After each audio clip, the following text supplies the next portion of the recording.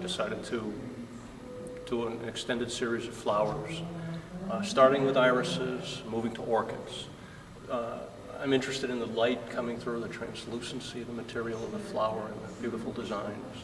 I'm able to use color schemes and groups of colors that I was never able to use before in my work. The backgrounds are exciting to me because really, in a way, they're one of the main parts of the process of discovery, because they're abstract paintings that would stand on their own, but I like them better because they have a context.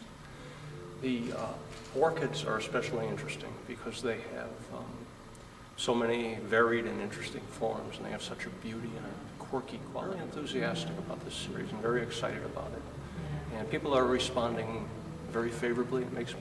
It adds to the excitement and the gratification of working on subjects this beautiful. A lot of the painting techniques involved in painting these are definitely removed from what I'm used to painting. I'm using texture, and I have a brighter palette than I had years ago, but my palette has brightened for the landscapes as well. But it frees me up a lot more in dreaming up patterns, and the tonal relationships can be anything that they need to be. There can be as dark as you want behind the flower where it's bright. You can really bring out the contrast, or light behind the dark, and you can just work it around the flower right from the beginning, and then turn the background into just an agreeable, abstract foil for the flower. It's a really tonal treatment. It's a really interesting process. It never quite repeats itself. It's like chess games. You never have the same game twice, no matter how many times you play it. And hopefully that will continue with the flowers. The reason I started painting the flowers really is a development of what I was doing in my landscapes for years.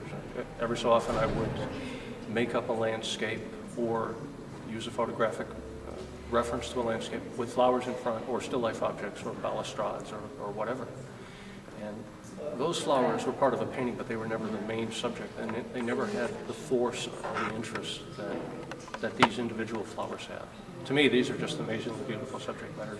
It's no mystery that they're so widely painted by people and so much larger than life, a lot of them. Some of them, really, the blossom is no more than 1.5 inches or 2 inches across. And in the paintings, they're, as you can see, substantially sized. And there's no reason the paintings couldn't get larger. I mean, I can paint them really as large as I feel like, and they'll hold up just as well, small or large. They're the ideal subject in a way for now. They are unique, and each type certainly has its own personality and its own emotional impact, and you can read all kinds of things into color schemes and various forms in the flowers. And there are variations of shapes and different groupings and different formats, so it seems like it could be a living subject for a long time.